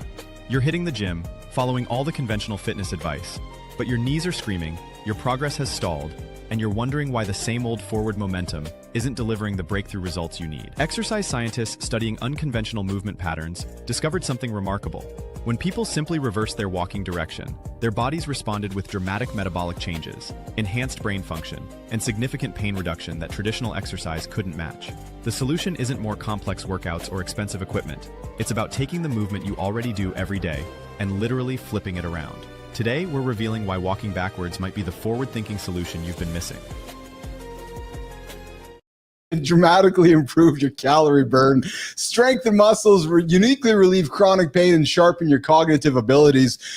Johnny, when we teased it up here, Johnny talked about his experience walking backwards. Johnny, we got a bunch of new people on the show right now since the start of the show here, so I'm going to come to you in a quick second. But guys, walking backwards burns approximately 40% more calories due to the demands, because it's just different on your body. Johnny. But all the things that you described, cognitive function, burning more calories, all the shit you described is really coming down to doing an activity that's new where you actually have to learn to get good at it. Yes. You know, you've got a coordination, cognitive function. Of course, you're not going to be as efficient walking backwards. You're going to have to work harder to move. It's just, you could compare this to any new type of movement. Yeah. So what the hell you doing? I'm just walking backwards on the show. Oh, you were. I was on a vertical side. You just kept going in and out of the screen. I was like, what the fuck is he doing? What you guys want to do today is trying it out. True story, actually. So, you know, you might find, well, you are going to find different muscle engagement. You might find some pain relief. You might find some balance improvement, and you might find some cognitive boost, right? Because you're going to be doing things you're normally not doing. And true story, start simply on the treadmill. I did it. I've done it. I've done treadmill, incline backwards walking. Johnny did it during his rehab. And as goofy as it sounds, it works and it is effective. You know, it's funny. Go ahead, on that level real quick, I was going to say, if you're interested in trying something new to do this stuff, you know, walking backwards is the lowest barrier of entry. You could always put a walking lunge into this, which would then take those percentages would fucking shoot through the roof. Yes. I got to tell you a funny dad joke about the walking backwards thing. So I like to keep my kids' life entertaining. Johnny, I think you'll love this, man. I love to keep my kids' life entertaining. And often as my kids were growing up, we'd go through drive-throughs. I'd say that, you know, it's boring to talk normal all the time. So we'd go through the drive-through and I'd use different accents and different voices to keep it interesting. But what I did with Piper one day, I said, Pipes, we're driving to dance today. She goes, yeah. I go, but I'm just bored of driving forward all the time. She's looking at me. She says, what? I go, no, we're going to drive backwards. So I fucking turned the Jeep around, Johnny, and drove backwards about half the way to her dance class one day. I just drove through my neighborhood backwards, and I put my Jeep in reverse. Then I just drove backwards all the way through my neighborhood, about a couple kilometers, a couple miles through the neighborhood. And she's looking at me, and all the neighbors are looking at me. I go, what are you doing? I'm driving backwards. She goes, why? Because it's boring driving. I drive forward all the time. So just got to mix it up. See, that's the nutty little part of you right there. Because I get the concept, but I'm thinking to myself, if I'm going to do something like that, I want a little bit more of a return on my investment of what I'm doing. Fast food shock. What is America's unhealthiest food chain? We're going to drop that in about 15 minutes before Johnny goes. But before we do that, we are going to talk about food that will help help your brain. I got some recipes here, which are brain. 5 quick meals for peak brain performance. I've had this on the table for about a week now. We're going to put these recipes up in the Mornings in the Lab community after the show here today. So we're going from walking backwards to peak brain performance. Then we're going to wrap it up the conversation with Johnny on the unhealthiest restaurant. So I want to see what you guys are thinking. I see Spartacus is Kentucky Fried Chicken. Lady Drew is donut shops. Lady Drew is McDonald's. You guys are kind of close, but you're kind of warm. Mike Sullivan, what speed? 0.5 miles per hour on the treadmill to avoid falling off. Yeah, Mike, I was going 1, 2, and I'd put the incline at about 3%, 4%, and I would just walk backwards. Johnny, any advice on speed? You know, I can't remember the last time I walked in a fucking treadmill. Because honestly, if I'm going to walk, I want the other parts of walking. I want the fresh air. I want the experience. Yes. I'm going for a walk after the show. Double A, these fellas look like they snuggle Twinkies into a porta potty and eat them while sitting on the toilet. Nope, that's not us, actually. I haven't had a Twinkie. Holy fuck, I haven't had a Twinkie in probably 30, 40 years, actually. Johnny, if you had a Twinkie sitting on your fucking dashboard 30 fucking years ago, it'd still be ready to eat right now. It's so true, actually. It's so true. Fucking crazy, dude. B-Drive, Chick-fil-A. All right, Jimmy, 5 quick meals for peak brain performance. Holroyd, ears up. This is all for you, brother. Let's do it, Jimmy. What if the difference between feeling mentally sharp and struggling through brain fog comes down to a single choice you make before your first cup of coffee? Most high-performing men wake up ready to conquer the day, but within hours they're battling fatigue, poor focus, and that familiar afternoon crash that derails their momentum. While everyone's searching for the perfect productivity hack or expensive supplement, breakthrough research from leading institutions reveals that the solution isn't about adding more to your routine. It's about making one strategic shift that takes less time than checking your phone. The most successful people have discovered that small, intentional changes in those critical first moments create compound advantages that transform not just their morning, but their entire cognitive performance throughout the day. Stop settling for average energy and start programming your brain for peak performance from the moment you wake up. Some real talk on motivating content design specifically for men's health and daily accountability today. Eating the right foods dramatically boosts memory, mental clarity, and sustained energy, especially for all of us tuning into the show here today. I got 5 to put onto the table. We're going to talk about them. We're going to put them into the community so you guys can use them along the way. And John's a big fan of simplicity, and actually so am I in many ways. So we're going to get into it. The omega-3 Power Bowl. Johnny, essentially salmon, quinoa or brown rice with some spinach, avocados, tomatoes, olive oil, and some lemon juice. Salmon and quinoa together. Oh my God, I love that, man. Dude, I've been really leaning on the olive oil lately. It's just tastes so good to me. Holy, I literally put it on my food like a dressing. Yeah. You know what? Talk about olive oil, because that's a good topic for the show, because many don't realize that there's a lot of shitty, cheap olive oil in the market. Dude, and on that level, it's even, you're totally correct, but it goes deeper. Yes. Is that somehow there's even fucking olive oils out there that are labeled olive oil that are like soybean oils and shit. That aren't actually olive oil. Not even fucking olive. So you have to buy like we get this one, it's like from a fucking vineyard. So it's it's like a small community type, they make wine, they make olive oil, a few different things, olives. And so, when you're buying a family fucking name, you're not getting soy oil. Yes. So guys, just have a look at that olive oil, because when you have good olive oil, and I'll be honest, man, so, here's the good segue, Johnny. Come and pay for the Mornings in the Lab community so Keith and John can get some better olive oil, because good olive oil is not cheap, you guys. It's not. It's like good high quality olive oil is good stuff. But how to prepare this, layer those ingredients, drizzle with some olive oil and lemon juice. And why this works, you guys, is the omega-3s from the salmon improves your memory, and those leaves support the cognitive function. And then we got Global coming in, Johnny. Extra virgin olive oil, the highest quality and least processed grade of olive oil. You're absolutely right. And Spartacus, go to Greece and get the real one. Yeah, that's exactly. Get the real McCoy. All right, number 2, guys, on our list of foods to eat today if you're hungry. Johnny, have you ever been a yogurt guy? I know you don't touch much of the carbs, but have you ever been a yogurt guy? Yogurt. Yeah, ever? Yeah, I mean, when I was younger, because when I was younger, I was just a protein seeker, right? Okay. And so anytime there was a fairly decent level of protein, then it would be on my list. But then once I started to understand the different qualities of protein, then it kind of fell to the wayside. And yogurt to me now is once in a great while. It's a Greek yogurt. Yes. You talk about recipes. I have a fucking monster people put in the community. So someone like tapioca pudding. Yes. I've got this recipe for it. Of course it's not tapioca, but it has a tapioca-ish thing, and it's fucking amazing. And it's actually good for you. I recommend to my clients they have it right before bed. It's a treat. Yes. It actually helps digestion. Yes. Lady Drew, I see your comments. I saw your DMs about those guests. I will get to them today. So Lady Drew, I appreciate that. You dropped those comments for me last night. And so it's funny, Johnny, about yogurt. I'm on a fence with it. So yogurt to me is, I don't eat it as much as I used to, because I find that it was just producing too much mucus for me. And I was finding myself phlegmy, and I was finding myself not a regular part, for me either. I mean, it's very rare that I do it, because it doesn't make me feel, just like you said, you're describing, it creates a feeling you don't appreciate. So yes, that's one of those things that you're eating something that you like. Yes. not what your body likes. It's interesting. I really appreciate what you said around seeking protein, because I think that's what often, well, society right now is protein. And I think many of us just go and seek it. And to me, yogurt is one of those, it's kind of like one of those, I'm going to seek it. It's good, but there's actually better protein choices. There is. Well, Right? and a lot of times this whole protein thing is society uses it as bullshit. You know, it's like, oh yeah, I'm getting my protein in this peanut butter. There's it's mostly fat.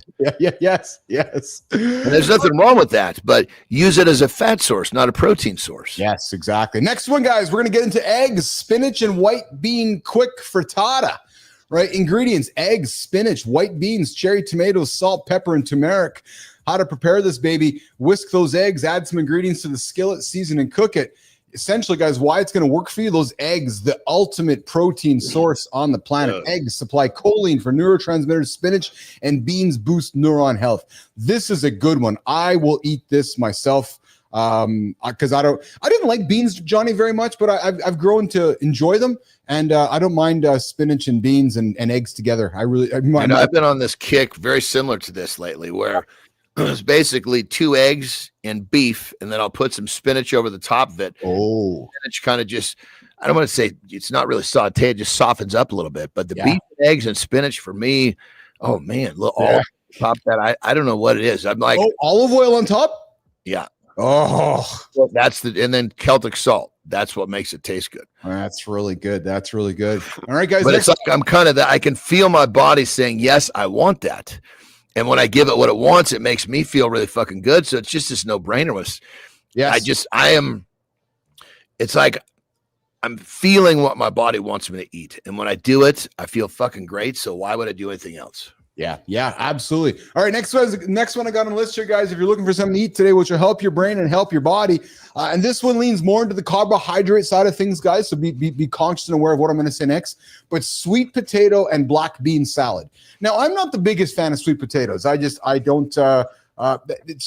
will eat them, but they're not my biggest fan. But ingredients: this one: sweet potato, black beans, red bell pepper, cilantro, lime juice, and olive oil. How to prepare: just toss it all together, really. And then why this works: vitamin A and antioxidants in the sweet potatoes. And you're lacking protein, so everybody understands. Just gonna say this one here itself is lacking protein, although you will get some from the black beans. But this would be more of a carbohydrate fueled meal for this one, Johnny. Yeah, and when you say you're going to get some protein from the black beans, that's saying, yeah, I've got a gallon of fuel. This fuel won't work in my fucking car, but I've got a gallon of fuel. Well said. And the last one, guys, and this is the fun one. I left the best for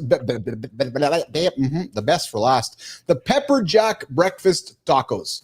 Ingredients: corn tortillas, scrambled eggs, black beans, avocado, spinach, and some pepper jack cheese. So the cheese would be the worst part of this whole thing, and then of course some salsa. So why this works: you got the eggs, the best protein on the planet. You got some beans to promote the steady mental health energy. You got some spinach, some avocado. Oh my, I fucking love avocado, and love avocado. Get those healthy. One of my foods I call that one of my superfoods. I can eat that. It digests so fast. Yes. I want to create a soundbite with you. Here's how it's going to work. What would you say to somebody who says, I'm going to get fat eating avocados? I say, stop eating all the other dumb shit that you're eating outside of the avocados. Beautiful. Oh man, some people make me laugh. The avocado's not making you fat. It's the fucking Big Mac you had for lunch. You're blaming the avocado because it's the easy way out of working on your good food choices. I love it. So guys, I invite you to join the conversation in the Mornings in the Lab community. What are your go-to brain boosting meals? I would love to see your guys' recipes, your meals, your ideas. Guys, we only build this community if we're all doing it together. You heard what I said yesterday. This is Keith and John's show. We're just really the shepherds. We're the shepherds. We've decided, we put our hands up to be the leaders of this thing, but we're all in this together. So remember, nourishing the mind is just as crucial as physical fitness.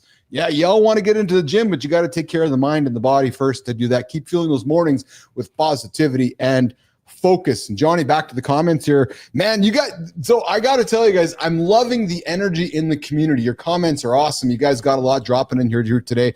Bernard comes in, Asian food always represents every color of food to be balanced. And Spartacus, I don't cook. I leave it up to my wife. I think Johnny does as well. I think that's what Terry does. And I got to be honest, Lauren does all the cooking, most of the cooking for us as well. And then Spartacus, we're so confused, but what's good for us today, it switches all the time. It's true, but I will say, and one thing I'll take from Johnny is keep it simple, man. If it's coming from the ground, it's probably good for you. I mean, when you shop at the grocery store, stay out of the middle. On the outside, that's your foods that will perish. Yes. Your meats, your vegetables, your fruits, your eggs, your milks, all that shit. That's where you need to be. And Johnny, you got Mike Sullivan coming back in from the 1980s. Mike, I love you, brother. We're having some laughter here. That pepper jack cheese. That's a small serving, though. How do you stop eating more than that? Small serving. You just eat over 2.5 hours like Joe Weider. There's a name, Johnny, from the past. Joe Weider once wrote in his books. There you go. All right. Okay. So here's the big question I'm going to throw on the table before Johnny walks out of here. And I asked all you guys this question. What do you all think? And Jimmy, let's run this hook. What do you all think America's unhealthiest chain is in 2025? Jimmy, let's get the conversation started. We didn't guess. What if the lunch choice you made yesterday stole 4 hours of peak performance from your afternoon? Most men have no idea they're walking into a nutritional ambush every time they grab what seems like a quick, convenient meal. You're crushing it at work, hitting the gym, building momentum in your life. But there's this one decision you make almost unconsciously that's systematically undermining everything you're working toward. It's not what you think. The research shows patterns that most men aged 30 to 55 are completely unaware of. Once you understand the real numbers behind these choices, you can make simple adjustments that deliver immediate improvements in afternoon focus, energy stability, and long-term performance optimization. It's time to take back control of your peak performance. Let's dive deep into the data that changes everything. I didn't guess, brother. You and I didn't guess. Before we get to America's unhealthiest restaurant, we both have to guess. I'm gonna ask Johnny Andersen. I had a guess before I knew this myself. I was surprised when I saw the results. I was surprised too. So you tell me yours, and I'm gonna tell you what mine was before I sat with Carter yesterday. What do you think it is? Well, I don't do a lot of studying on fast food. I'll say that. Yeah. So it's on very limited knowledge base. Yeah. So like in my mind, I'm thinking, okay, if you're in a place where you got a patty of meat, that's moving in the right direction. So yes. My mind goes to what is a place where it's just a lot of fucking shit smudged. Yeah. Smudged, those type of foods don't have much nutrient. And I think Taco Bell is a smudger. You got a tortilla, a smudge of fucking whatever they call their beans and, whatever their fucking meat sauces are definitely not meat. I can't say that a burger patty at a fast food is great, but it would have to be better than whatever meat they put in Taco Bell stuff. Taco Bell, yeah. So my guess when I sat down with Carter yesterday, Johnny, was Cheesecake Factory. Oh, there's so many good ways to eat there, though. But then Carter corrected me because that's not really a fast food chain. I was like, yeah, you're right. But you can order a steak there. Yeah, you're right. But their menu's like a fucking Bible, and it's just laced and just it's. But then the question is, are we taking that as a whole, or are we taking the worst thing off the menu? That's now the different question. So that's fair. So let's get to it. So the answer is this: the unhealthiest food chain in 2025 has been crowned Wendy's. Wendy's. I knew it had to have a fucking drive-through.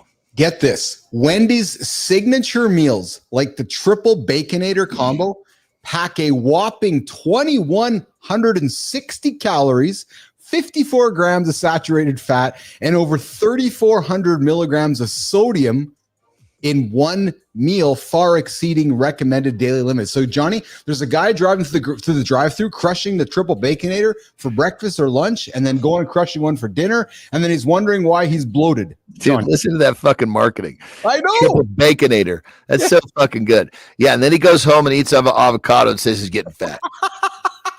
And then you'll love this because you were almost there, man. Wendy's outpaces even notorious offenders like Sonic and Taco Bell, making it the worst offender in the nutrition ranking. So, guys, there you have it. Sorry, Wendy's. I know you're not sponsoring our show. We got to go one step further on this, right? Because what's the metric for unhealthy? Now, my metric was lack of nutrients. Sounds like this metric might have been calories and salt. Well, and just overall crap. Now, okay, let's do this before you go, because I know you got 2 minutes. How could you make? I don't want this to be a soundbite. How could we find a way to eat at Wendy's? You tell me, and I'll tell you how I would do. What would you do? I would basically just eat the burger patties. Me because too. The burger patty has to be the thing in that's got some bit of nutrient. Yeah, so I would. So me too. So if you said, Keith, we have to go to Wendy's. Yep. I wouldn't even order I would just say, look, I want 6 of your burger patties. Yeah, so me too, actually. Yeah, and I probably would ask for cheese because I like my cheese. But and you'd say, Bilous, what do you do? I'm like, I don't care. I'm gonna have my cheese. You're not eating cheese in a place like that. Yeah, you're right. It's just plastic. It's not fucking cheese. Cheese. You want some cheese? Fucking go somewhere else. But guys, there's your tip. If you're going to go to Wendy's today, just take the burger off. Don't have the salad. Don't have anything because none of it's good. Just have the burger. You want to hear what they do with that cheese, dude? This is fucking crazy. Tell me. Cheese has a naturally occurring substance called Queso morphine. Morphine. Yes. It's an addictive substance. Yes. So like when I eat cheese, it makes me want more. Well, you and me both. What they fucking do, because it already has the queso morphine in it, somehow it allows these fuckers to put a shitload more of the morphine part of the queso in there.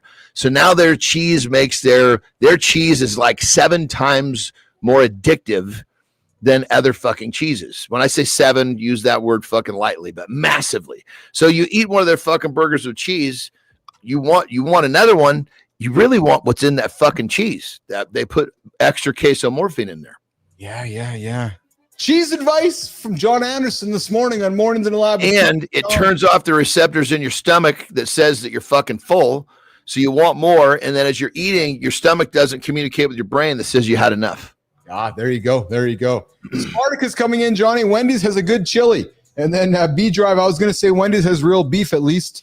Arby's too, but I still don't go. Yeah, you're right. If there's anything about Wendy's, they do have real beef. So, all right, Johnny, I know you got a rock and roll, brother. What a fun show here today, man. A lot of energy in the community, a lot of great guests, just a lot of things going, man. Always fun, brother. A lot of good things. And Holroyd comes in with this. Cheese makes everything better. Holroyd, I know that we get along so well, but I gotta use it sparingly. Otherwise, I'll put it on. Yeah, me and cheese, Johnny, I could. Oh man, dude, if I eat cheese, it has to be the last meal. Because once I start down that fucking path, it's really hard to shut it down.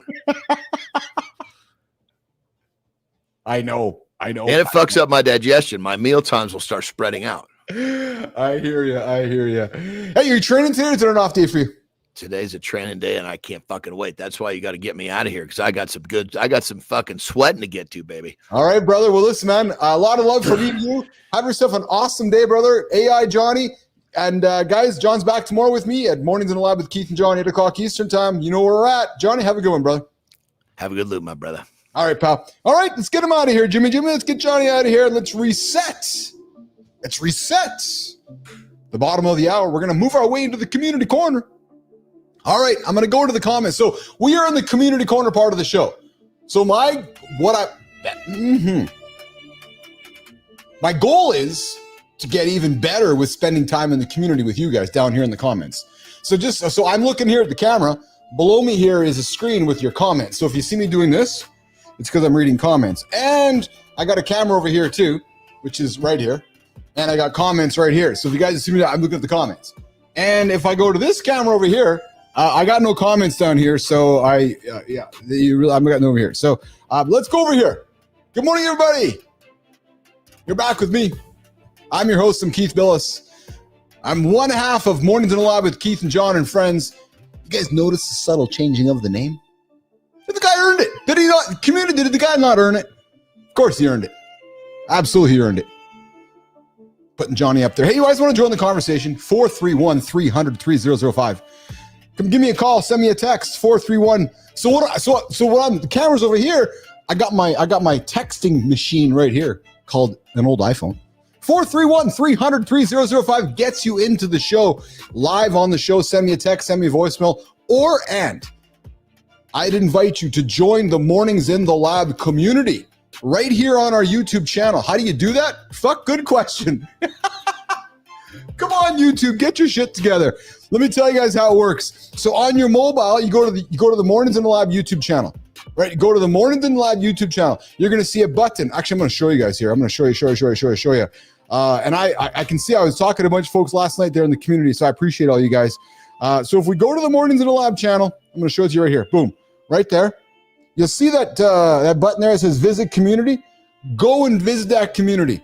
You guys can post content into our community, just like Bernard did yesterday, just like Petrocelli did yesterday, just like Mike Sullivan did yesterday, just like Uncle Keith did yesterday. And for those of you that are the paying members, Holroyd, Lady Drew, I think Sullivan's in there as well. I'll be truthful, guys. I'm still learning how the YouTube community works. For those that are paying members, I dropped some behind the scenes stuff in the paid community. So what I'm also going to do, guys, is we're going to be putting recipes.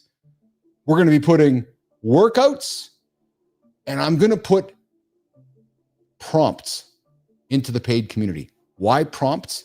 I'll tell you why. I am creating, pardon my language, ears up, guys. I'm creating some fucking awesome commercial type content using AI. Video quality content. Bernard, Global, Adam, all of you guys that are looking to build your businesses and you're looking for marketing ads, commercials, I've already made them. I'll give you guys the recipe on how to make your own. Remove my logo, put your logo in. Remove my words, put your words in. True story. So if you guys are in the Mornings in the Lab community, on the paid side, I'm going to start giving you guys shit to help move your life forward. We are building a business here. So please, I invite you guys, check it out. It's $3.50. It's not even fucking a lot of money. So we're going to put recipes, workouts, and prompts so you guys can do your own shit based on some of the stuff we're doing as well. So I want to, because you guys are here to help me, I'm here to help you, and we're all here to do this together. All right? Okay, let's have a look here in the community here. Holroyd, yes. I'd love to see some prompts. Dude, I'm gonna help you out with that stuff, man. Honest to God. So I'm gonna start putting some stuff. And guys, I'm putting it behind the paywall. I'm sorry, but I just gotta. And here's the thing, it's freely out there. You guys can get it out there, but I'm gonna put a little bit of work and tweak it. So we're gonna put those over there for you guys. All right, Jimmy, let's get into the community corner here, and let's get into our big segment here on the community corner here on Mornings in the Lab. Jimmy, let's run it, brother.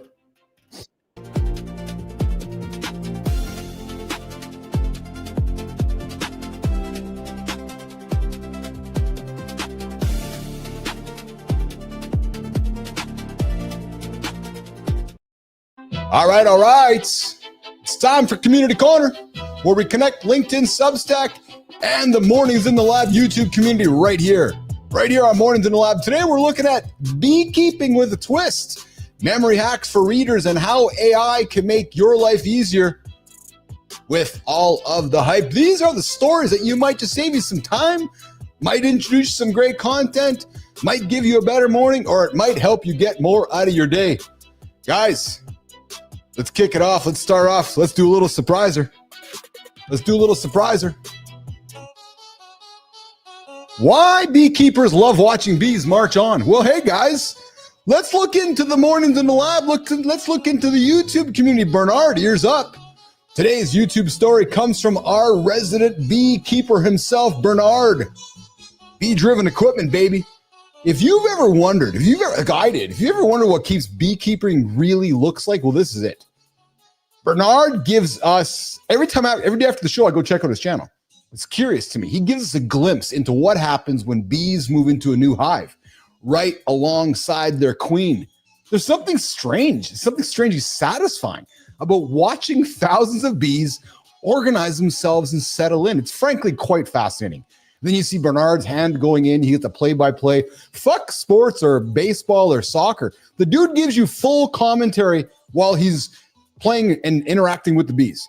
So guys, I invite you, if you're curious about what goes on inside a hive, or you just want to see nature do its thing, go and follow Bernard's channel. Like if you haven't followed it, why the fuck haven't you? Bernard's channel is worth checking out. True story. And you come here every single morning. Bernard's here as well. So if you want to learn bees, we got the resident beekeeper. Bernard himself is here every single day on Mornings in the Lab. And he's got an awesome channel on bees. And we're going to help him grow that fucking bee business bigger than he can even imagine. And you know what's going to happen, Bernard? You're going to wake up one day as an accidental CEO. Yeah, baby, like Tom Marino. Boom.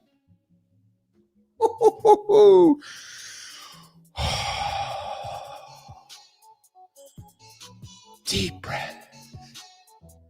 All right. Whew. Bernard, just exciting, man. All right, LinkedIn. Let's go to LinkedIn. We can walk backwards there, just like this. Watch.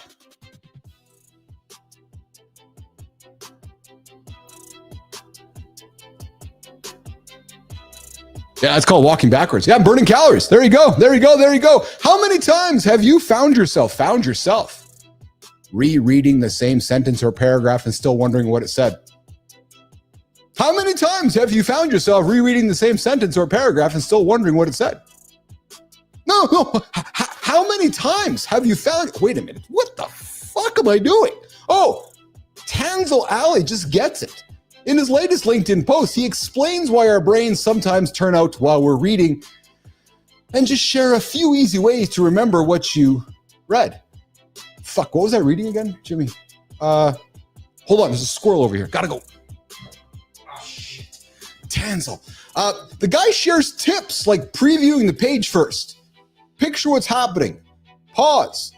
And say the main point out loud. We should get this for Johnny, because Johnny battles with dyslexia, so this should be for Johnny, actually. And set it in. You guys know I love John. Just know I love him. I love him too much. Lots of love for my brother, even though he can't hear me right now. So, simple tweaks, but they make a difference. As Tanzel Ali says, if you want to get more out of your reading time, Tanzel's tips are a great place to start. And by the way, fellas, when was the last time you read a physical book? When was the last time? Love to hear it. Tell me now. Send me a text. Or drop it in the community after the show. What was the last book you read? Love to know that too. It's funny because I don't read books very often. No, I'm busy fucking writing them because I'm a best-selling author, baby. Yeah. Spartacus High School? Fuck. Yeah, you and me both. That was like yesterday. Yes, Melissa, I see the squirrel over there. I'm going to run backwards to get it. True story. All right. You guys having fun today? Uncle Keith isn't. Can you tell? What's up, Asiatic 777? So it's funny, man. Jimmy, I was telling Carlos yesterday. I love when folks just take the time to leave really meaningful comments. Asiatic?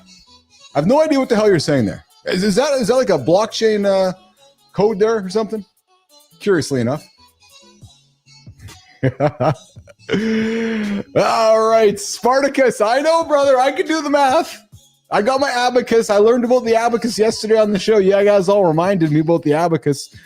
You read every day, brother. I want to hear what you're reading.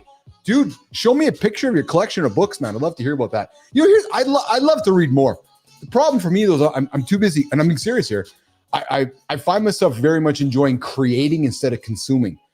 So if you said to me, hey, Keith, here's an hour to read a book, which means consumption to me, I would probably say I'd prefer to spend an hour creating the book. I thoroughly enjoy creating. And you know what's also funny too, guys, is that I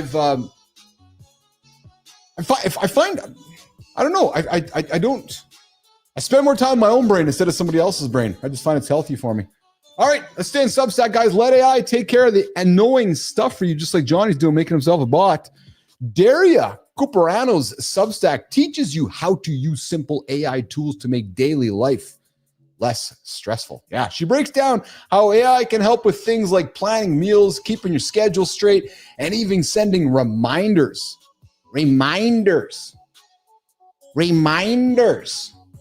Yeah.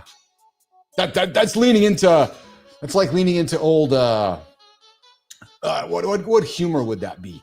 Like old, maybe Will Ferrell or reminders. No, maybe Conan O'Brien. So you guys, if you guys spend enough time with me, you guys can kind of see where I lean into some of my comedy influence. Reminders. Yes. Even remember setting your reminders when you're running to groceries. You don't need to be a tech expert, nope, to set these up. No, you just need the fucking AI. Just boop, boop, AI, off you go. There you go. Yeah, that's a true story right there.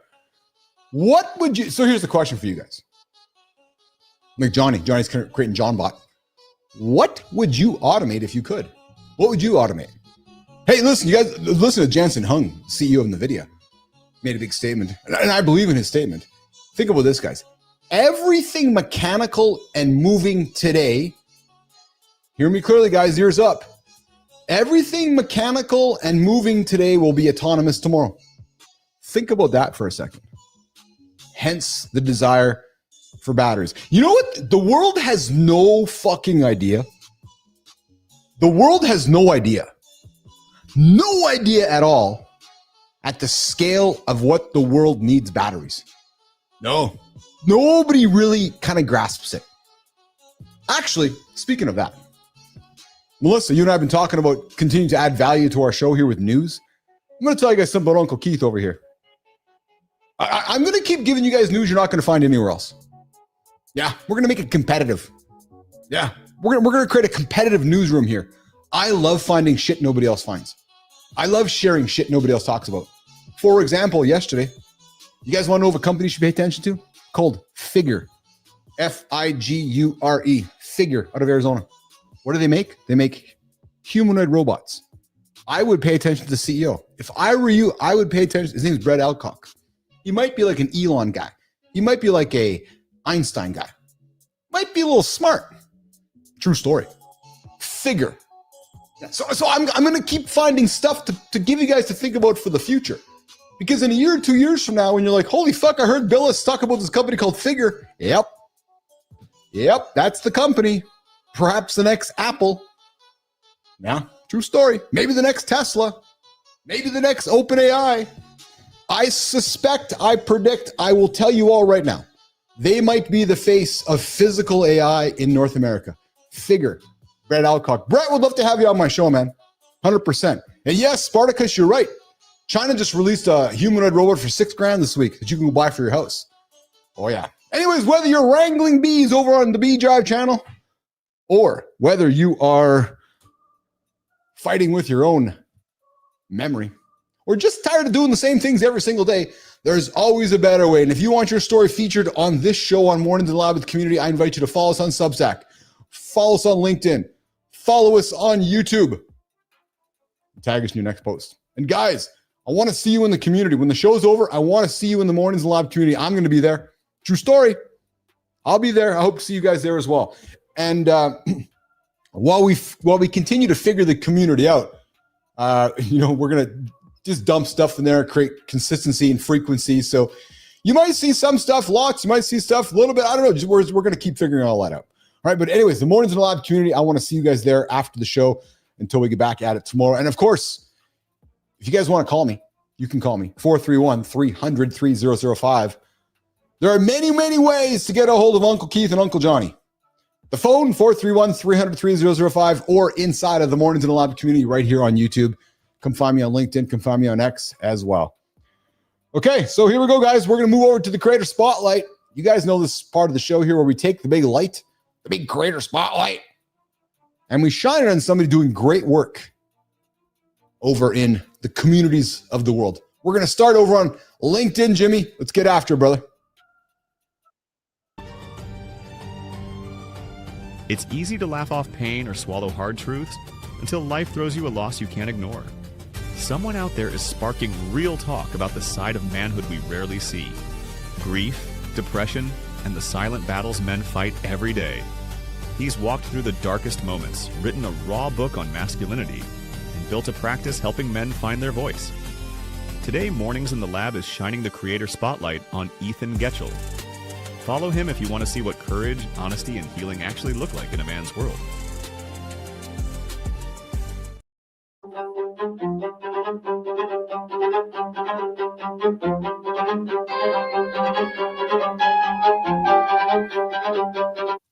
Boom! Every guy you know carries something heavy. Yep, shame, regret, grief. But almost none of us talk about it. except on this show, Mornings in the Lab, Keith and Jon, every single day. True story. Like us, Ethan Getchell is one of the few who does. Ethan lost his brother to suicide, and he turned that pain into work that focuses on helping young men overcome depression. No joking here. Ethan's building a space where men can stop pretending that they're fine and be vulnerable without the fear of judgment. And Ethan, brother, I'm looking at you, man. I'm sorry for your loss. And I would love to have you on the show to talk about your loss and talk about how you're helping men remove fine from their vocabulary and embrace vulnerability like we do every single day on the show here, Mornings in the Lab with Keith and Jon. So Ethan, the invite's open, brother. We'd love to give you the light so you can shine on somebody in your world who might need the light on the next Creator Spotlight, on the next Community Corner, right here on Mornings in the Lab with Keith and Jon. What's up, Dusty? I see you there, Dusty. Great show. Dusty, the show is fire today, man. The show is absolutely fire. It's fire because you guys, the community is hot, the engagement's hot, the guests are hot, and fuck Uncle Keith is hot. You guys want to see my shoulder? Woo, baby, the old shoulder. All right, Jimmy, let's get to the next one, brother. Let's get over to LinkedIn. Substacks, Creator Spotlight. Ever feel like life is asking you to choose? Be strong in the gym or smart in the boardroom? What if you could dominate both and more? There's someone showing men how to become the total package. No trade-offs, just relentless growth. With a newsletter dedicated to helping the modern Renaissance man excel in fitness, business, and skill development, he's built a real movement for those tired of settling. Mornings in the Lab is excited to celebrate Jack Crucial, founder of the Lethal Gentlemen's Club. If you're done playing small, follow Jack and see what happens when you choose to win in every area of life.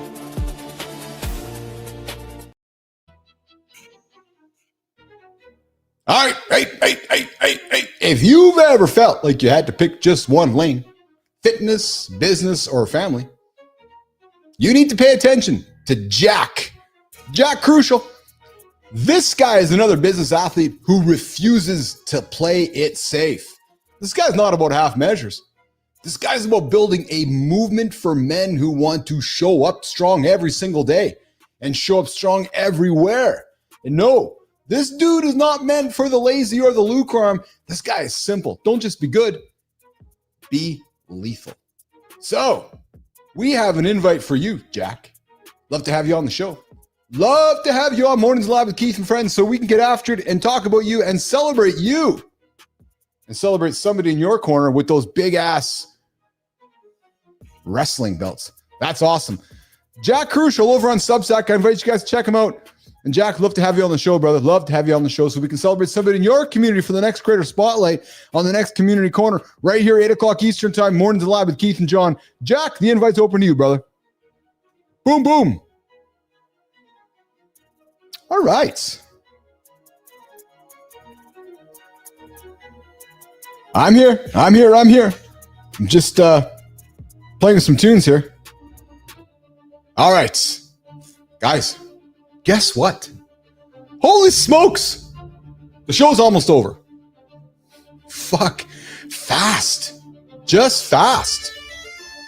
Hey, I got a question for the community. You guys enjoying some of the new tunes I'm putting out there? So I've been working real hard to create a sonic sound for our show. Can y'all feel it? Here's how I create it. Oh, fucking love it. I take a little bit of drill. I take a little bit of trap. I take a little bit of orchestral epic strings. I take a little bit of bagpipes. And I put it all into the fucking blender. And then we go. And it sounds like this. If you can't get up and get after with tunes like this, go somewhere else. Go somewhere else. Yep. Because we get up, we get after it with shit like this, guys. Petrocelli, what's going on, brother? I love the bagpipes. Yes. Now I'm just going to start fucking rapping. All right, Jimmy, what do we got tomorrow, brother? Tomorrow's Fun Friday. Free for all Fridays. I got an invitation to all you motherfuckers. Yeah, I called y'all motherfuckers, all my loves in the community.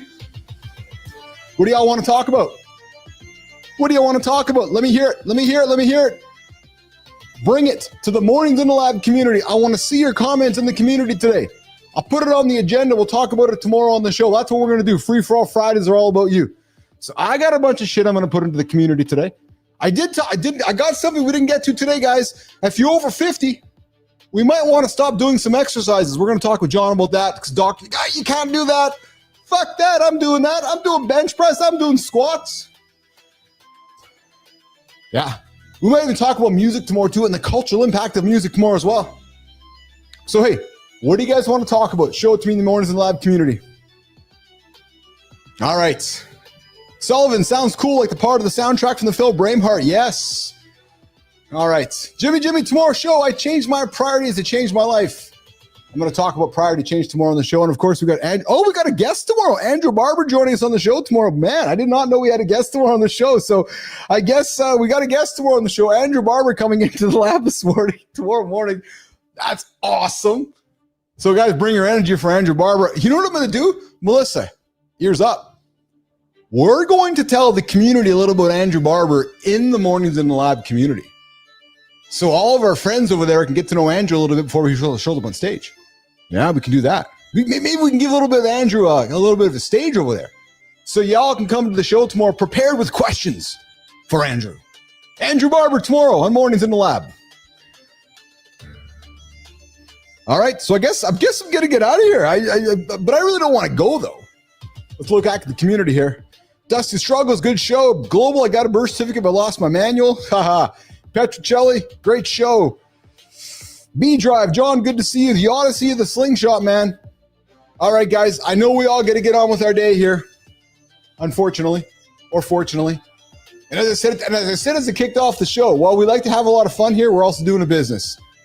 I appreciate all of you guys for showing up this morning at 7:30 Eastern time with our brother Matt Roof. I see you guys there in the community. When you guys show up for Matt, you show up for me. When you show up for Matt, you show up for all of you. Why? Because we're building a community here, right? And we are celebrating the biggest month in this show in July because of all of you. Our watch time is through the roof. Our minutes engaged is through the roof.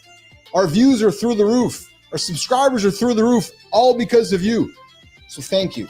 I'll see you guys tomorrow, but I'll see you later after the show in the Mornings in the Lab community right here on YouTube. On behalf of me, Bernard, I see your comment. I have somebody can collaborate already set up. Okay, brother. Bernard, I'm ready when you are. On behalf of Johnny, Jimmy, Melissa, and the entire crew here at Mornings in the Lab with Keith and Johnny and friends, I'm getting out of here. We'll see you guys in the morning. I got a lift to do. Ciao.